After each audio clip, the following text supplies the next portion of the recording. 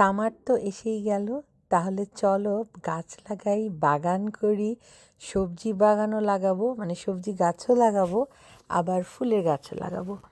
এই মাটি ছিল আমার গত বছরে যখন গাছগুলো ফলের পরে তুলে ফেলা হয় তখন এভাবেই জমে থাকে। তারপরে এইটাকে যখন নতুন করে তুমি এখানে আবার মাটি, মানে গাছ লাগাবা, মাটিগুলোকে এরকম একটু খুঁড়ে খুঁড়ে একটু ঠিক করে নিতে হয়।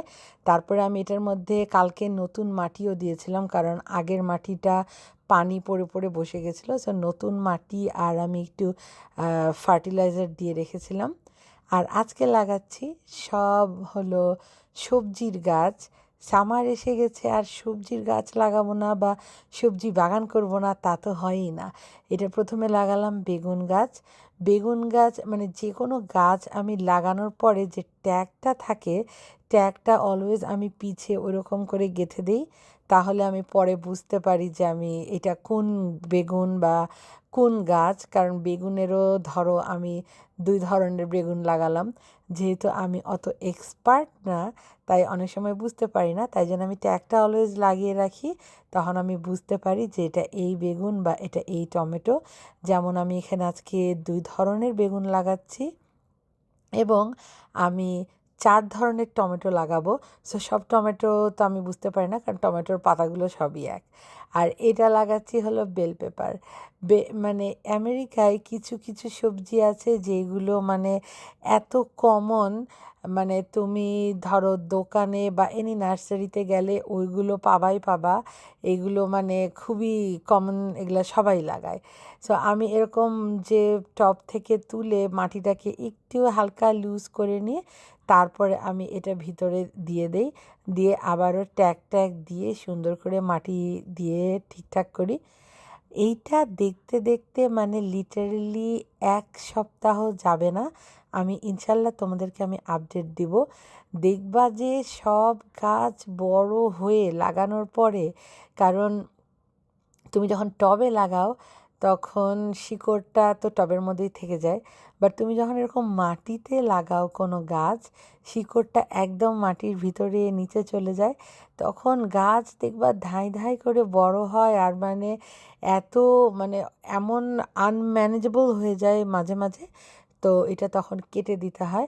আর জানোই তো যারা টমেটো গাছ লাগাও তারা ইউটিউব দেখলে দেখবা যে টমেটোর এই যে আলগা পাতাগুলো দেখছো এইগুলো অলওয়েজ কেটে দিবা, কারণ হলো বেবি অবস্থায় যে গাছগুলো থাকে ওই পাতাগুলো যদি না কাটা হয় তাহলে উপরে টমেটো অনেক কম ধরবে। তাই প্রথম অবস্থায় একদম আলগা পাতাগুলো সব কেটে দিতে হবে। এইটা একটা টমেটো আমি কিনলাম, এটাকে প্যাটিও টমেটো বলে। ওরা বলেছে যে এটা টবের মধ্যে নাকি খুবই সুন্দর হবে। সো আমার একটা বিশাল সাইজ টব ছিল, এই টবটা দেখে মনে হচ্ছে না অত বড়, তো ওই টবটার জন্য আমি ওই টমেটোটা কিনেছি। আর এখানে লাগিয়ে দিচ্ছি মরিচ গাছ, আমাদের কাঁচা মরিচ। এই টবটাও মানে ভিডিওতে ওরকম বোঝা যাচ্ছে না, বাট এটাও একটা হিউজ টব। তো এখানে আমি 3টা মরিচ গাছ একসাথে লাগিয়েছি। তারপরে চলো এখন লাগাই ফুল গাছ। দেখো খালি আমি কতগুলো ফুল কিনেছি, মানে আমার সামার আসলে এই ফুলগুলো এত পছন্দ। এটার নাম পিটুনিয়া। আমেরিকার যে কোনো দোকানে, যে কোনো নার্সারিতে, ওয়ালমার্ট, লোজ বা হোম ডিপো বা এনি নার্সারিতে এটা পেয়ে যাবা।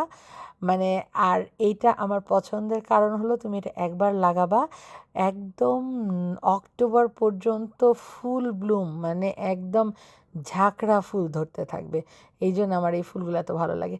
তারপরে এখন দিয়ে দিচ্ছি পানি। সব গাছ লাগানো শেষ, এখন এগুলোকে খুবই ভালো মতো পানি দিয়ে একদম মাটিটাকে সোক করে নিতে হবে প্রথমবার জন্য, কারণ মাটিগুলো সবগুলোই ড্রাই, এগুলো কিছুটা নিচেরগুলো গত বছরের মাটি।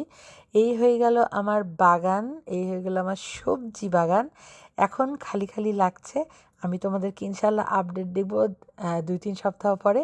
দেখবা যে এইটা ফুলে ফেপে সব গাছ কত বড় হয়ে যাবে মাশাল্লাহ। তো এই ছিল আমার গাছ লাগানো।